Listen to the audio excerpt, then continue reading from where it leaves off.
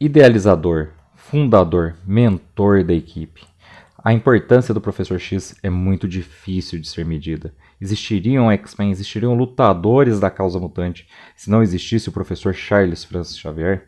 Pois é, o melhor jeito de medir a importância de alguém é por sua ausência. Mas não, nós não estamos falando de A Era do Apocalipse, mas sim uma outra saga, durante um outro período de tempo em que o Professor X ficou muito ausente. Hoje nós trazemos aqui para o canal Fator X, logo depois da vinheta, o resgate do Professor Xavier.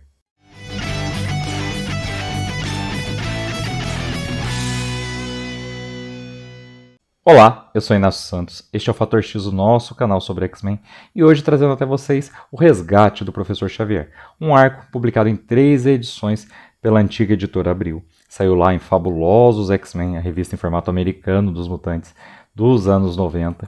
Saiu em X-Men em formatinho, a revista original dos mutantes, e na revista do Wolverine. Esse arco, em 3 edições, compilava tudo que trazia com o selo O Resgate do Professor X. Uma saga que trazia de volta o Professor Xavier depois de um longo período de desaparecimento. E como ele desapareceu, os motivos, os antecedentes da saga, tudo isso a gente traz para você hoje. Então, antes da gente entrar nessa parte, começar a contar a saga completa, se inscreve no canal se você ainda não é inscrito, ativa o sininho para receber nossas notificações, confere também as redes sociais do canal Fator X e os links da Amazon para você adquirir as revistas em quadrinhos que a gente citar aqui ao longo do vídeo e outras que podem ser de seu interesse e que a gente sempre deixa aqui na descrição, junto com as nossas redes sociais, com o grupo de WhatsApp, o grupo do Facebook do canal. E aqui, quando você compra por esse link que está na descrição, você ajuda o canal Fator X. Então vamos agora para os antecedentes de O Resgate do Professor Xavier. Tudo o que você precisa conhecer que não aconteceu nessas 3 edições, mas que vai permitir a você entender melhor cada uma delas. Primeiro deles, o encarceramento do Professor X. Durante os eventos da saga Massacre, a gente ficou sabendo que o Professor Charles Francis Xavier tinha surtado, tinha manifestado uma outra persona, fruto ali das memórias que ele absorveu de Magneto ao apagar sua mente durante os eventos de atração fatal. E essa nova persona, essa nova entidade que surgiu dentro do Professor Xavier, assumiu o controle do seu corpo. Essa era a entidade Massacre, que declarou guerra à humanidade e no finalzinho da história até a própria mutandade. Isso tudo a gente já explicou no nosso vídeo da saga, que eu vou deixar nas telas finais, mas importante para você conhecer disso tudo, além da própria transformação do Professor X, é que ao fim de tudo, inclusive você vê isso nas 4 edições que a Panini publicou recentemente compilando a saga completa, no final de tudo o Professor X se entregou voluntariamente ao governo. Aparentemente ele dizia que queria ajudar a estudar o fenômeno conhecido como Massacre e tudo que ele causou à humanidade, mas na verdade era seu jeito de cumprir sua penitência por ter dado origem ao monstro. Assim, ele se submeteu a esse encarceramento. Segundo antecedente, Operação Tolerância Zero. A saga Operação Tolerância Zero também tem vídeo aqui no canal Fator X. A gente vai deixar também nas telas finais para você poder conferir. E durante a saga Operação Tolerância Zero, todos os esforços antimutantes de todos os governos do mundo se condensaram numa única força liderada por um ser misterioso, o homem conhecido como Bastion. E a gente já contou aqui, inclusive, a origem de Bastion. Mas uma coisa importante para você entender os eventos de O Resgate do Professor X é que quando ele montou essa força-tarefa e recebeu apoio dos governos de todo o mundo, ele recebeu também apoio do governo americano. E o Professor X, que estava em custódia voluntária, acabou sendo transferido para ficar sob custódia de Bastion. E no final da saga Operação Tolerância Zero, a gente contou isso inclusive aqui no vídeo, quando a operação é desmontada, seus agentes são presos, o senador Kelly em pessoa vai libertar o Professor Xavier para encontrar sua cela vazia. Ele foi levado de lá. Mas por quem ele foi levado de lá? Nós só saberíamos disso em O Resgate do Professor Xavier, a saga de hoje. Mas antes de entrar nela propriamente dita, mais um pequeno antecedente que você precisa conhecer. Exatamente a edição anterior da revista Fabulosos X-Men, onde começou a saga O Resgate do Professor X. Foi no seu número 50, quando a gente foi apresentado a uma equipe alternativa de X-Men. Não era uma equipe alternativa de uma realidade alternativa, nada disso. Eram mutantes que inclusive conheciam o Professor X, já tinham sido procurados por ele para serem recrutados para os X-Men, mas por algum motivo negaram o pedido ou preferiram continuar com suas vidas como estavam, seja por uma dificuldade em controlar seus poderes, seja pela falta de eficácia deles em combate, ou apenas para gerir sua vida de uma forma mais comum, tradicional, sem o ônus de ser um super-herói. Essas pessoas foram recrutadas aparentemente pelo próprio Professor X e executaram uma missão sequestrando o Cabo Cidadela, justamente uma base, né, norte-americana onde os X-Men tiveram sua primeira aventura contra Magneto. Isso vai mobilizar os X-Men para enfrentar essa outra equipe que também se denomina X-Men. E vai ser um momento interessante, pois alguns membros que já fizeram parte da equipe mutante, mas que estavam no Excalibur, após o fim dessa equipe, o fim do Excalibur se deu, em especial do mês número 4 da antiga Editora Abril, tinham vindo para os Estados Unidos para integrar os X-Men e vão ajudar já nessa primeira missão. O que é importante, o que é o antecedente aqui? Que a gente vai ver que não foi o Professor X que estava desaparecido que reuniu essa equipe, mas uma outra entidade se passando por ele. Essa entidade, nas páginas finais, foi revelada como o próprio Cérebro. Mas como? Só o Resgate do Professor X vai explicar para nós. Em português, o Resgate do Professor X foi publicado uma única vez até hoje. Foi nos números 51 da revista Fabulosos X-Men da Editora Abril, 137 da revista X-Men em formatinho, e número 97 da revista Wolverine em formatinho da Editora Abril. Aqui a nossa história já começa com Pyro completamente descontrolado, iniciando um incêndio em uma fazenda. Na verdade, a gente vai ver ali o jovem filho do fazendeiro se reunindo com seu pai, porque a fazenda já está pegando fogo, mas logo que a gente vê as autoridades, a própria S.H.I.E.L.D., inclusive no caso, a gente vai saber que ele já incendiou várias fazendas, ele está completamente fora de controle. E é importante, os X-Men já sabem, inclusive a doutora Cecília Reis, que ingressou nos X-Men durante os eventos de Operação Tolerância Zero, já chegou a tratá-lo. Pyro está com um vírus legado e muitas vezes perde o controle de seus poderes. Mas, dessa vez, diferente de outros momentos em que, por conta do vírus, ele se descontrolou e começou a atear fogo em tudo, dessa vez ele está chamando o nome de Xavier. Tem hora que ele diz que existe alguém querendo matá-lo, que ele está para matá-lo, e aí mistura com o nome do Xavier no meio do texto, no meio da sua gritaria, e as autoridades não entendem se ele está fugindo de Xavier ou buscando Xavier, né? E, claro, Nick Fury na época estava no comando da S.H.I.E.L.D., então ele pega e pede ajuda aos X-Men. Eles tinham melhor relação, né? Nick Fury teve melhor relação com os mutantes do que depois aqueles que o sucederam no cargo aí na gerência da S.H.I.E.L.D. Então ele vem, chama os X-Men e chega justamente a equipe de X-Men, que inclui Medula, que entrou durante os eventos de Operação Tolerância Zero, mas inclui também aí os membros egressos do Excalibur, Colossus, Lince Negra, Noturno. E essa equipe mista de X-Men, também na edição passada da revista informativa X-Men, recuperou o Gambit, que desde seu julgamento tinha sido abandonado na Antártida e voltou de maneira misteriosa para a equipe, sem contar como sobreviveu. Nós vamos ter essa formação dos X-Men lutando para tentar deter Pyro sem feri-lo, pois eles sabem que ele é vítima do vírus legado, pode inclusive não estar realmente no controle de seus atos, e descobrir o que ele quer com Charles Xavier. Nós vamos ver perto do final, quando ele já está prestes a ser derrotado, mais pelo próprio vírus e pela sua própria debilidade ali causada pelo vírus do que pelos X-Men. Os X-Men têm muita dificuldade em lidar com ele, que um vulto metálico surge em meio às chamas, o que deixa Pyro ainda mais desesperado, e ele vai perder os sentidos, né, diante dos X-Men, dizendo finalmente que Charles Xavier precisa de ajuda e que ele está para matá-lo. Mas esse ele, quem é, né?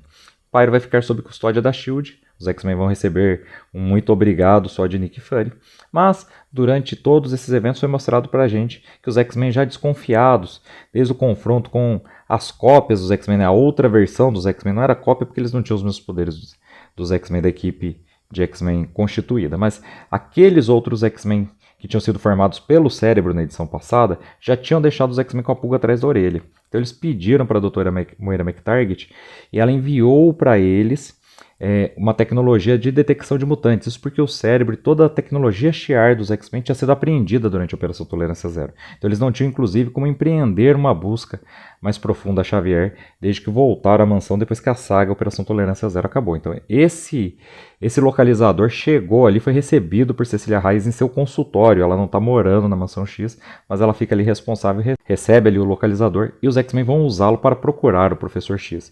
E qual a surpresa dos mutantes quando constatam que existem duas assinaturas do Professor X no globo, existem dois Professor X. E aí a equipe vai se dividir em duas e nós vamos acompanhar na sequência as missões de cada uma delas, procurando seu mentor, procurando o Professor X em lugares completamente diferentes. E vamos ver uma unidade cérebro, isso mesmo, uma cópia do cérebro, mas uma cópia humanoide, também iniciando ali, empreendendo sua busca, o Professor X. Bom, para nós, na própria revista Fabulosos X-Men da editora Abril, já é revelado o paradeiro, o destino do Professor Xavier. O Professor Xavier está sob custódia da Irmandade de Mutantes, está sendo, inclusive, no começo da edição, sendo alimentado por Groxo. No começo da edição não, no começo dessa segunda história, alimentado por Groxo. E os dois estão conversando ali, existem pequenas amenidades, mas você não tem certeza se o Professor X é ou não um prisioneiro da Irmandade de Mutantes. E nós vemos os X-Men, uma parte da equipe dos X-Men, Wolverine, Noturno, Medula e Lince Negra, chegando a São Francisco, onde havia um sinal do Professor X, e iniciando todo o trabalho para buscá-lo, todas as investigações, tanto com o faro de Wolverine a partir do ponto em que o detector de mutantes perdeu o sinal, quanto a própria Lince Negra usando seus poderes para adentrar um lugar intangível e ver ali resquícios. O Professor X já esteve ali, ela vê resquícios de sua cadeira. E logo Logan vai localizar no bairro chinês um informante, o Garça, que sabe do paradeiro da Irmandade de Mutantes. A própria Lince Negra já constatou que a Irmandade de Mutantes, que tem traços de que a Irmandade de Mutantes está ali com o Professor X, e Wolverine vai saber do paradeiro de Groxo através do Garça. Então assim, os X-Men vão se preparar para ir até Alcatraz, onde a Irmandade de Mutantes está escondida com o Professor Xavier. Lá, claro, quando as duas equipes se encontram, vai haver um confronto. Essa Irmandade de Mutantes, mesmo sendo uma nova versão, que inclui Mímico, que já foi membro dos X-Men, inclui Post, que foi um servo do Massacre, mas tem ali Blob, Groxo e membros clássicos. É a mesma equipe que despachou Pyro atrás dos X-Men, olha só. Eles vão confrontar os X-Men quando os X-Men chegam, né? São bem ignorantes e são bem atrapalhados. Mas uma coisa Wolverine nota, Noturno nota também. Essa Irmandade de Mutantes está agindo de forma mais coesa. Por quê? Como? O que está acontecendo? E logo eles percebem. Eles foram treinados e eles têm um estilo comum aos X-Men. Eles foram treinados por quem os X-Men estão procurando. E é nessa hora que o Professor X, sem sua cadeira, vai chegar rastejando, mas vai se revelar e cessar o conflito. Sim, ele está treinando a Irmandade de Mutantes, pois existe um inimigo comum, um inimigo que ameaça a todos e que desde que ele foi libertado pela Irmandade de Mutantes, ele os está preparando para enfrentar esse inimigo.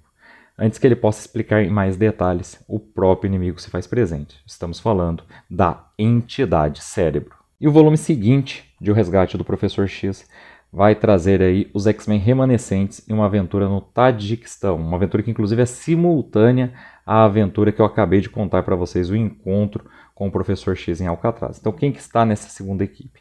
Tempestade, Vampira, Gambit e Colossus. E eles seguiram a outra assinatura do professor até um monastério no meio das montanhas geladas. Lá eles vão ingressar com muita facilidade no monastério, mas vão se surpreender ao perceber uma quantidade enorme de corpos dos monges já mortos, protegendo alguma coisa que estava no interior do monastério.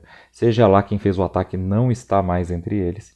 E eles começam a ir em direção, a mesma direção na qual os monges apontam, a direção na qual eles morreram ali protegendo o que quer que estivesse do outro lado. E nós podemos ver uma personagem que nos foi apresentada durante os eventos de Operação Tolerância Zero. A menina conhecida como Nina, uma manita, uma espécie de mutante artificial que também estava sob custódia da Operação Tolerância Zero, que dividiu a cela com o Professor X durante um tempo e que foi libertada por ele quando ele mesmo ainda era prisioneiro dessa iniciativa. Nina foi entregue aos cuidados de René Mojacombe, uma doutora, uma geneticista que trabalha junto com os mutoides de Genosha e fazia parte da resistência àquele governo que oprimia os mutantes lá durante os eventos de programa de extermínio. E René está cuidando de Nina desde então, mas como as duas estão sendo caçadas pela entidade cérebro, elas se abrigaram naquele monastério, onde os monges são amigos do Professor X. O próprio Professor X já esteve ali em sua juventude. E Nina percebe a intrusão dos X-Men como uma intrusão inimiga. Ela acredita que é a entidade cérebro voltando. A entidade cérebro é responsável pelo assassinato dos monges que a estavam protegendo, né? As estavam protegendo, porque René também está lá. E ela vai então usar seus poderes mentais para subverter a realidade dos X-Men, criar toda uma cacofonia, tanto dos sons quanto até os próprios outros sentidos dos mutantes e dificultar o seu acesso à câmara onde ela está, achando que eles são agentes, que eles não são os X-Men, que eles são agentes do cérebro. Mas, graças à Vampira, que já tem uma mente extremamente confusa por conta do número de psíquicos que ela já absorveu ao longo da vida, os X-Men pouco a pouco são libertados um por um daquela ilusão e conseguem adentrar a próxima câmara.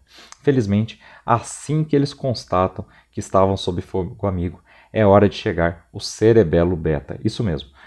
Na verdade, aquela entidade cérebro que a gente viu na edição passada não era o cérebro pleno, mas sim uma extensão dele. Ele se bifurcou, ele se dividiu em dois e, na verdade, em três, porque existe ali um cérebro-chefe guardado, ainda esperando que o Professor X seja apreendido, e ele criou outras duas extensões que ele enviou, do mesmo jeito que os X-Men fizeram com suas equipes, atrás das assinaturas do Professor X. Então o cerebelo beta chega lá no Tadiquistão, e o cerebelo alfa chegou lá em Alcatraz confrontar os outros X-Men, todos com a mesma missão, apreender o Professor X. E nós vamos ter um confronto dos X-Men com essa unidade de cérebro, com essa extensão do cérebro. Um confronto que não vai ser de igual para igual. A entidade conhece muito bem os mutantes. Ela vai, mesmo destruída, transferir seus dados para uma carapaça que vai possuir Colossos e assim vai enfrentar os outros, derrotando-os um a um. E ele vai conseguir no final tomar de René Nina e levá-la prisioneira com ele. E no terceiro volume de O Resgate do Professor X, nós vamos ver a conclusão do confronto em São Francisco. E muito importante, o cérebro nesse meio tempo, o cérebro principal que liberou ali os cerebelos alfa e beta para cumprir a missão da apreensão do Professor X, ele foi até a SHIELD, e lá na SHIELD ele roubou os nanitas, os micro-sentinelas, os nano-sentinelas que Bachon usava na Operação Tolerância Zero. Isso também vai ter utilidade na conclusão que também está nesse volume. Mas aí a gente vai ver a Irmandade de Mutantes e os X-Men que estavam lá, Wolverine, Lince Negra, Medula e Noturno se juntando para lutar contra o Cerebelo Alpha. Mas mesmo isso não vai trazer sucesso à equipe. Lince Negra vai tentar colocar o Professor X em segurança várias vezes, mas não vai conseguir fugir do Cerebelo. E pouco a pouco ele também vai mostrar sua habilidade de catalogar, que de novo a gente não sabe o que ele está fazendo, como é essa catalogação, mas ele dispara um feixe e as pessoas desaparecem. Mímico é um dos alvos, desaparece imediatamente, e logo o Professor X é apreendido e os X-Men percebem que só tem um jeito de seguir o Professor X: se entregar e se deixar catalogar. Assim, Wolverine, Medula e Lince Negra são catalogados por essa unidade do cérebro, enquanto Noturno, que tinha ido buscar o Aurora, uma versão do Pássaro Negro, mas muito mais ágil, muito mais atualizada, que estava do lado de fora, para resgatar a todos, chega logo depois que o Cerebelo Alpha já capturou o Professor X e já catalogou os X-Men. Assim ele muda seu curso para o Tadjikistão procurar os X-Men remanescentes da outra aventura que a gente contou no volume passado aqui e que são a única esperança agora, se é que eles estão vivos. O resgate do Professor X, conclusão. E aqui a edição já começa com o Professor X e Nina diante da entidade cérebro plena, não de nenhum de seus cerebelos, e ali ela vai explicar seu plano. Ela explica também sua origem. Então primeiro ela vai dizer o que ela veio fazer aqui, porque ela precisa do Professor X. Eles precisam se unir novamente como no passado, quando ele era usado como um capacete, um detector de mutantes, para que eles possam catalogar toda a humanidade. E catalogar a gente pode ver ali pelas esferas que o cercam, é apreender. Inclusive os X-Men foram catalogados. Nós podemos ver os X-Men derrotados, catalogados, como ele diz, eles foram teletransportados para dentro daquelas esferas. E ele diz querer fazer isso com toda a humanidade. Inclusive a gente viu numa das edições anteriores ele fazendo isso com uma mutante latente, uma mulher que não se tornaria mutante, mas que teria filhos mutantes, muito provavelmente. Então ele planeja separar toda a humanidade dos mutantes para que eles possam prosperar. Ele diz que isso é a concretização do sonho de coexistência pacífica do Professor X. É claro, o próprio professor não aprova e começa ali a dialogar com ele. Logo, chegam os X-Men remanescentes, trazidos por Noturno da aventura do Tadjikistão. Então a gente vai ter ali Noturno, Gambit e Vampira vindo socorrer o professor. Enquanto isso, o cérebro pressiona para que Nina use seus poderes para despertar a telepatia do Professor X, porque desde os eventos de massacre ele não consegue mais usar sua telepatia. Ele bloqueou de alguma maneira esse poder e ele não desperta mais. Então, apesar de ter capturado Nina meio que por engano, porque existiam duas assinaturas do Professor X, ele sabe que ela é uma telepata muito poderosa. O cérebro sabe disso e ele sabe que ela pode despertar ali, pode reativar a telepatia do Professor X. E esse também é o momento em que ele conta a sua origem finalmente para nós. Então, nós vamos saber que o cérebro tinha salvaguardas contra a pirataria. E a principal delas era o seguinte: conectado a qualquer tipo de força invasora que tentasse subtrair suas informações, o cérebro tinha uma diretriz que permitia transferir todos os seus dados para o hardware mais próximo. Agora, e se quem estivesse tentando hackeá-lo tivesse esse hardware mais próximo? Pois é, o que acontece é que o cérebro foi usado por um dos supra-sentinelas da Operação Tolerância Zero, que são seres humanos, mas que possuem hardware, né? Porque eles são ciborgues, eles são pessoas que receberam ali os nanitas, os micros, nanosentinelas de Bashon para sofrer uma metamorfose na presença de mutantes e se tornar essa nova forma de sentinela. Então, quem estava tentando roubar os dados do cérebro era também o hardware para o qual ele transferiu todas essas informações. E isso fez com que ele produzisse uma consciência, pois pela primeira vez ele tinha ali um cérebro orgânico. E logo ele começou a tentar então executar aquilo que ele considerava sua versão do plano do Professor X. Para isso, ele chegou a recrutar sua própria formação dos X-Men, mas, tendo falhado nesse intuito, ele mostra agora que inclusive os está absorvendo, aparentemente os desintegrando, inclusive para usar sua energia, né? Bem estranho para quem quer aí garantir a sobrevivência dos mutantes. Mas o cérebro planeja então se ligar ao Professor X para catalogar toda a humanidade, mas os X-Men chegam, fazem um ataque a essa entidade cérebro. Rapidamente o Professor X, já com a telepatia desperta, consegue manipular essa mente que o cérebro tem, afinal ele está num corpo que tem um cérebro orgânico, ele desenvolveu certa consciência, para enganá-lo enquanto ele liberta os demais X-Men. Isso aparentemente não vai bastar, o cérebro ainda vai vencer com a ajuda dos próprios protocolos Xavier, os protocolos que ele criou para derrotar cada um dos X-Men, caso eles saíssem do controle. O cérebro derrota os X-Men, na verdade os mata. Estranhamente, o Professor X parece estar sorrindo no momento da derrocada de seus pupilos. É quando o cérebro, ao questioná-lo, percebe que foi tudo uma ilusão. E é a hora em que Xavier o arrasta para o plano astral, para mostrar as mentes, para permitir que ele toque as mentes de todos os humanos que ele quer catalogar. Ao invés de atingir seu objetivo, o cérebro percebe que cada ser humano é um indivíduo único, impossível de catalogação plena, e que encarcerá-los não resolverá o problema da coexistência pacífica. Assim, derrotado, o cérebro opta por deixar de existir, abandona aquele corpo e, inclusive, sem rancor aí da parte de Xavier, que percebe que ele era apenas uma alma perdida.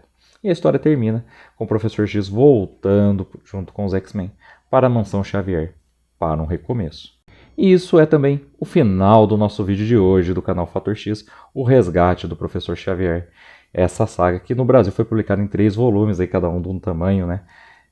Fabulosos X-Men em formato americano, as outras 2 revistas em formatinho, mas que trouxeram esse momento importante do cânone dos mutantes, que foi o retorno do Professor Xavier, desaparecido lá, desde os eventos de Operação Tolerância Zero, e já estava desaparecido fruto dos eventos de massacre, então ele retorna aqui, e a gente precisava contar essa história em algum momento para completar essa importante lacuna do cânone dos mutantes. Espero que você tenha gostado.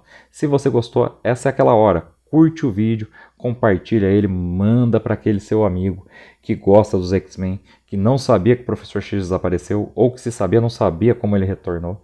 Ajuda a gente, o canal Fator X agradece muito quando você faz isso, eu agradeço muito quando você faz isso, e volta para os nossos próximos vídeos. Eu espero você de volta para tudo isso. Até lá e um grande abraço.